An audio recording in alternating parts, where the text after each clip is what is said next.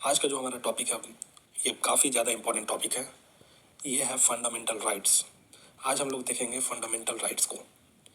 ये सभी examination point of view से काफ़ी ज़्यादा इम्पोर्टेंट है। देखिए, आर्टिकल 12 ये क्या बोलता है कि डिफिनीशन ऑफ स्टेट। चलिए सबसे पहले इसको समझते हैं कि फंडामेंटल राइट्स क्या है।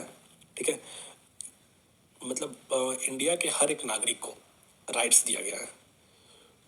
फंडामेंटल राइट्स जैसे राइट टू लाइफ हो गया, फ्रीडम ऑफ स्पीच हो गया, freedom of doing any business हो गया, मतलब काफ़ी सारे फंडामेंटल राइट्स दिए गए हैं। तो इसमें क्या है कि अगर वो आपका फंडामेंटल राइट्स वायलेट्स होता है, इन्फ्रिंज होता है, अगर आपका फंडामेंटल राइट्स कोई आपसे छीनता है, कोई वायलेट्स करता है, तो आप कहाँ पे जाएंगे? तो वही आर्टिकल 12 बताता है, डिफिनीशन ऑफ स्टेट। आप स्टेट के पास जाएंगे तो स्टेट में क्या क्या आते हैं? स्टेट में आते हैं पार्लियामेंट, एक पार्लियामेंट आता है, ठीक है, और दूसरा स्टेट लेजिस्लेचर, इसके पास जा सकते हैं। फिर सेंट्रल गवर्नमेंट, फिर स्टेट गवर्नमेंट, फिर लास्ट क्या आता है? Other bodies. अदर बॉडीज, तो अदर बॉडीज में जो आता है कि अदर बॉडीज में क्या आएंगे, तो सबसे पहले देखेंगे हु आर अदर अथॉरिटीज, मतलब अदर बॉडीज मतलब कौन अथॉरिटीज, किसके पास हम लोग जाएंगे? तो उसमें क्या है कि जो अदर अथॉरिटीज वो है जो कंट्रोल होता है गवर्नमेंट के द्वारा, फाइनेंशियली या एडमिनिस्ट्रेटिव तरीके से या अथॉरिटेटिव तरीके से। आई होप आपको ये आर्टिकल 12 क्लियर हो गया होगा। चलिए हम नेक्स्ट पे चलते हैं। आर्टिकल 13। आर्टिकल 13 क्या है? आर्टिकल 13 में जो है कि ये सेफ्टी वाल्व है जो प्रोटेक्ट करता है फंडामेंटल राइट्स को फ्रॉम लॉज से जो इनकंसिस्टेंट विद देम, मतलब इनकंसिस्टेंट जो है, अगर किसी भी तरीके का जो लॉ अगर बनता है, ठीक है, अगर इसके साथ इनकंसिस्टेंट है, मतलब साथ साथ नहीं है, मतलब कॉन्स्टिट्यूशन के फंडामेंटल राइट्स के साथ साथ नहीं है, तो वो कैंसिल हो जाएगा। तो वही सेफ्टी वॉल का काम करता है आर्टिकल 13। तो इसमें क्या है कि 1950s में हमारा कॉन्स्टिट्यूशन तैयार हुआ और इम्प्लीमेंट हुआ। तो 1950 से पहले भी तो कानून था अपने देश में, तो उस समय ब्रिटिश इंडियन लॉ था, उसको प्री कॉन्स्टिट्यूशनल लॉ भी बोलते हैं। तो उसमें क्या है, प्री कॉन्स्टिट्यूशनल लॉ में तो, और एक है पोस्ट कॉन्स्टिट्यूशनल लॉ। तो आर्टिकल 13 क्लॉज 1 जो एक लॉज है, ठीक है ना, laws in conflict with fundamental rights shall be inoperable till rectified.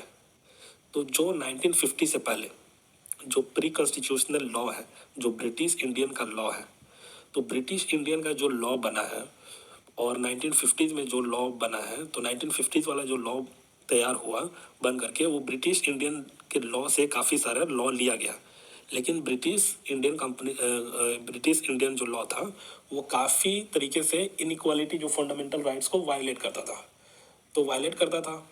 तो उसको क्या किया गया कि जैसे ब्रिटिश इंडियन लॉ में सेक्शन 420 था फ्रॉड का, तो फ्रॉड का था, तो ये तो अच्छा लॉ है। लेकिन ब्रिटिश इंडियन लॉ में क्या था, 2 साल का पनिशमेंट था किसके लिए? इंडियन के लिए, और 6 मंथ का पनिशमेंट था ब्रिटिश के लिए।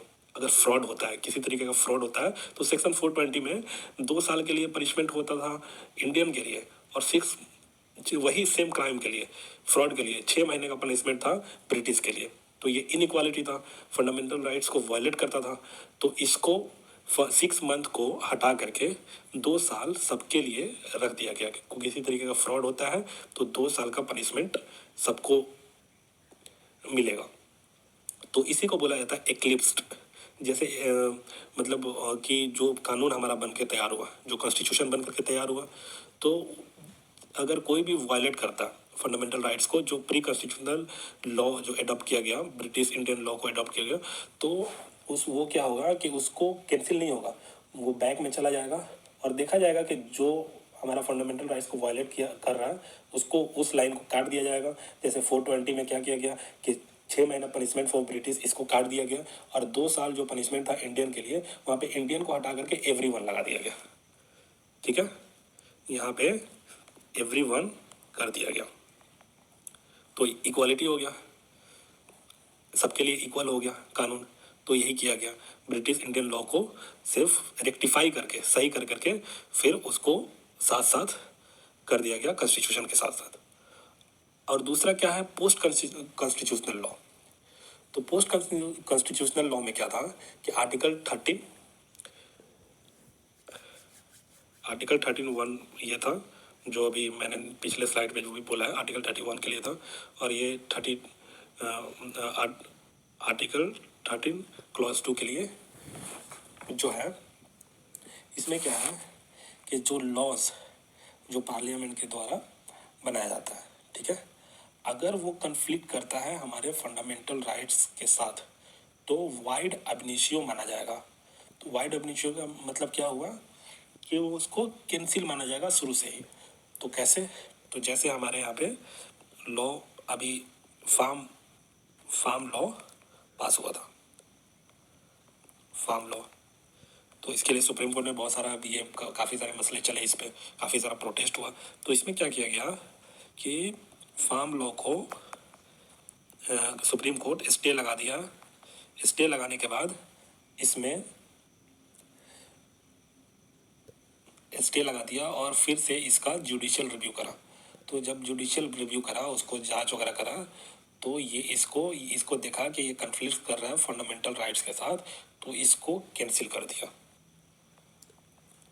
इसमें रेक्टिफाई नहीं किया, इसमें सीधा कैंसिल कर दिया, क्योंकि ये फंडामेंटल राइट्स के साथ वायलेट कर रहा है। और ये पोस्ट कॉन्स्टिट्यूशनल लॉ है, जब हमारा कॉन्स्टिट्यूशन लिखा गया उसके बाद जो लॉ बन रहा है तो उसमें कैंसिल कर दिया।